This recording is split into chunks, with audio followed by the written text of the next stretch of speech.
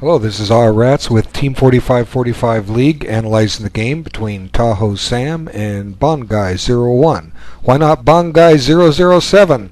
Alright, anyway, this game was played in team event number 53, second round. Let's have a look. Okay.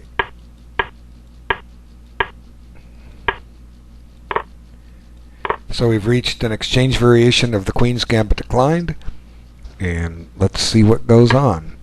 Now, recently it's come to my attention that often what happens, white will play Queen C2 to keep the black bishop out of F5 and stop freeing moves that black eventually plays in this opening, like Knight E4. And then black sometimes plays G6 to support bishop F5. So I was thinking maybe what black could do is play bishop E7 first. Eventually he's going to play C6. He can hold that off a little bit and play bishop E7 and castle and still play C6 at a safe moment. But anyway, just based on what we see here, and you'll see what I'm getting at in just a moment. Okay, bishop E7 and bishop G5, and now the game just takes on the strangest flavor. I couldn't really believe what took place at this point, but it gets very interesting. What black would like to do in a lot of Queen's Gambit decline positions is play Knight E4. It's the thematic move to free things, but white has control of E4, so how's black going to get control of that square back? And it's not all that obvious exactly how he's going to do it. So that was one reason why maybe try to castle first and delay C6. Now you can't do it. You have to play C6 before you can play that freeing move, else D5 hangs. But I was just trying to find a way to do it. But what happens well, not just yet, one more move. What happened just really boggled my mind. I said, what?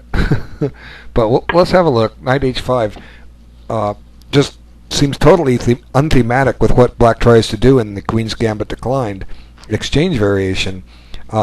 As we said before, what white will do is conduct a minority attack with pawns to B4 and B5, and black will conduct his minority attack with F5. So in some respects, maybe that prepares to play F5 and F4 at some point.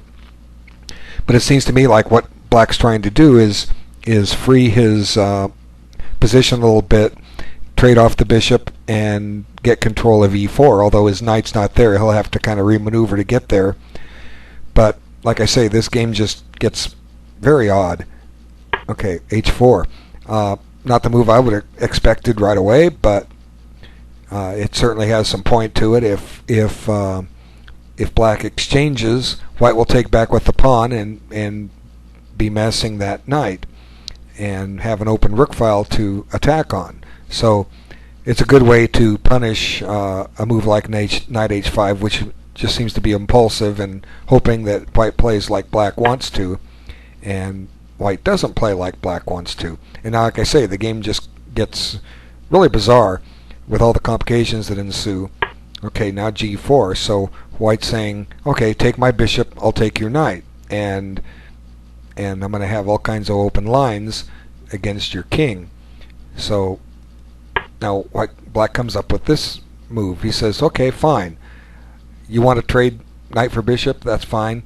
But I'm going to triple your pawns up. So this puts the question to the white rook. If the white rook moves, black's just going to win a piece. He'll take on F1 and then take on G5. So I guess, well, the knight doesn't really have a way out, but it can always desperado itself on E3, I suppose. But anyway, the point is that black plays this so that white now has triple pawns.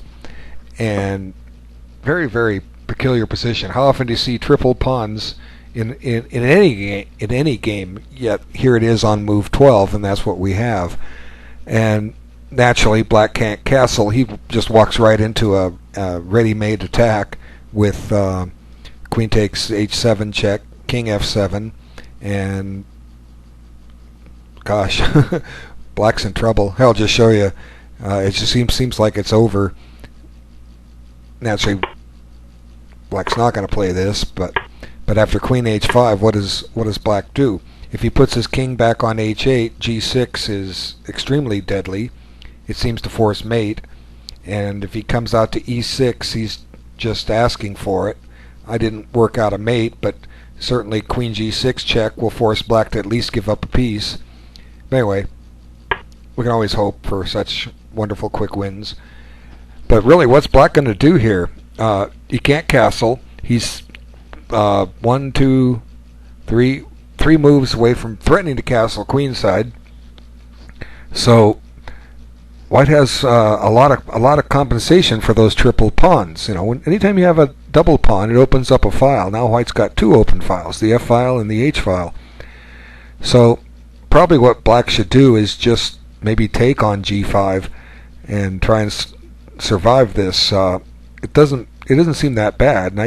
If knight takes, the queen just comes up and takes on G5, and Black's surviving. I mean, White can take on H7, but White doesn't really have enough development after the rooks are traded to warrant a quick checkmate or any kind of reasonable attack. So I don't know. You know, it's just like Black should try this. He's threatening to take a pawn with check, although maybe White could just gambit that pawn, castle queenside, let him take it with check, move the king over, and then White has just yet another open file to play on, and Black is hurting for development. But I can't really go out and evaluate everything on that. It's up to the players to sit here and try these lines out on their own and see what they think. You know, I'll make mistakes here and there. I make them every video, I'm sure, and I'm grateful for any time I do make a mistake and somebody points something out.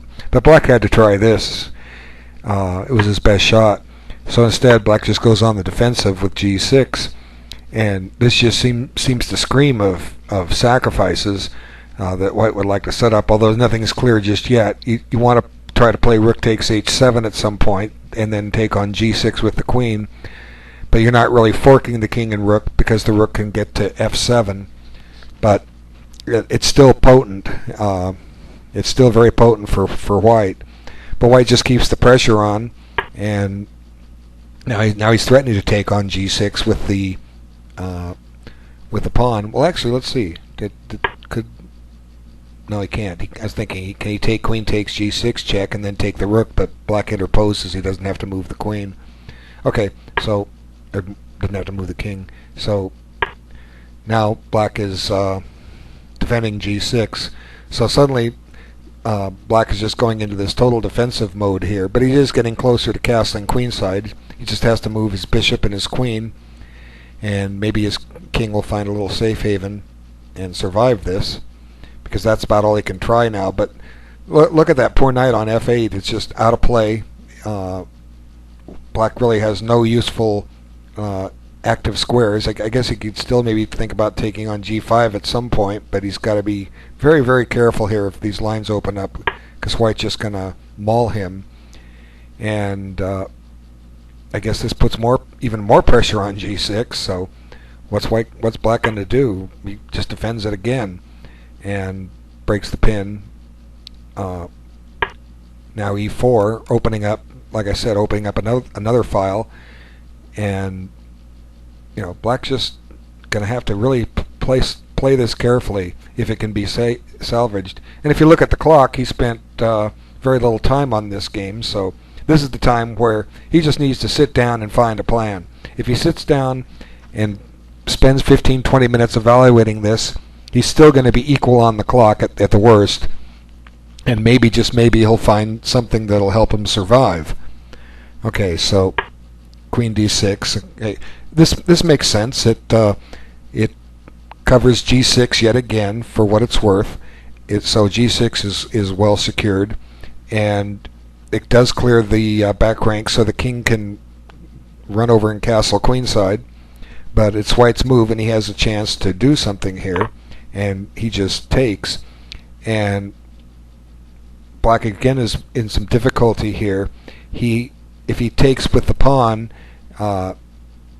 there's maybe an unpleasant bishop b5 check coming, knight b5 coming, all kinds of decent moves for White here. So black decides that he's just going to sacrifice a pawn, even though he's now down 2 pawns.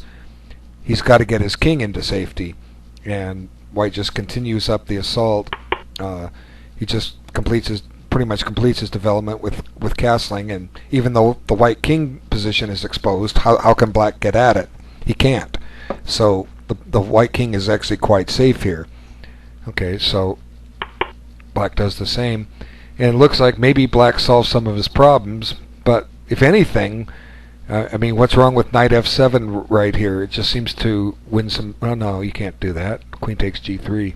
Okay, but suddenly there's this good move, knight b5, bringing the knight into play and attacking the queen and threatening a pawn on e7, and it's all because of that pin on the c-file. So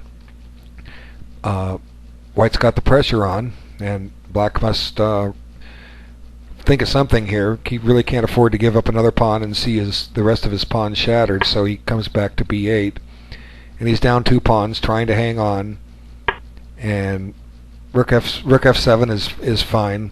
It puts the question to the bishop. Where is it going to go? It's you can't just drop that piece, so black responds with, I think, bishop d6 here. Yeah, bishop d6. And maybe black can survive this if he can get rid of some of those active pieces that white has. Although things just aren't going to be easy here. Black would like maybe to play bishop takes e5 and then queen takes e5, but he's just got to tread this very lightly. And bishop pawn takes here just forces black just into a horrible game. What can he do? And probably you could look at this and count the wins for white. There's just so many possibilities here, so many tactical possibilities. The knight still isn't under attack on b5. It's just anchored in there. So black could take on, or white could take on c6, could take on d7, followed by taking on the c6. Could put the bishop on e4, hitting... No, you can't do that.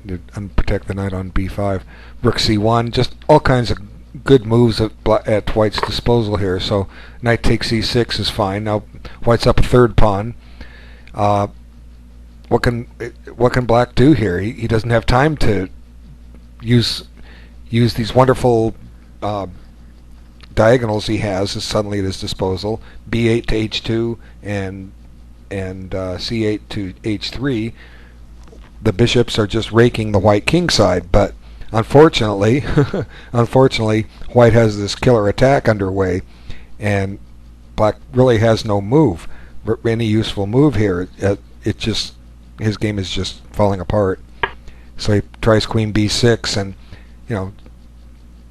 look at all the possibilities white has. He can play a double check, knight e7 check. He can play any other number of discoveries. Knight from c6 takes a7 check. Knight from b5 takes a7 check. I mean, I'm not going to analyze all this out, but white pretty much has his choice of good moves here. And instead he just takes the free piece, check, and black must move his king. And I guess there's only one square to go to. King c7, and all the discoveries are still there. So the game is basically over. It's resignable. And white has his choices. I guess this is fine. Just chase the king around a little bit, and then white finds this rook is sitting there loose, so he grabs that, and now black has to retreat as one defender, and now another check. And what's black doing? Everything he has is just in horrible shape here. His knight's defending everything, which shuts his rook in, and his bishop is pinned, and his queen's pushed off to the back rank. There's really no good move for black here. And gosh, at this point it seems like queen f4 check almost wins outright. Well, yeah, king c8 and then rook check. White just has his choice of wins. He finds this interesting move, which threatens to end the game right away. Queen d6 check, and well, that would just... I'm sorry, queen takes a7 check, followed by rook c1. So the white can just pick his ways to win. And black just hangs on, and but unfortunately that just drops another piece, and now white's up a rook and a knight, and he's checking. Black just has no recourse here, and bishop c8. And at this point, white missed forced mate, but it doesn't really matter. White to play and do the best he can. Pause the video. Okay, you've resumed. Did you find queen f4 check? What does black do? He picks a square to interpose his queen, and it gets taken with mate, right? d6 or c7, it doesn't matter. But what he played is fine. Queen d6 check, and after queen takes, knight takes, white's just going to win this very quickly. Black's down the world. Anyway, very good game by white. Very complicated game, totally unexpected. Very entertaining game. And I thank you for your time, and we'll see you next game. Take care.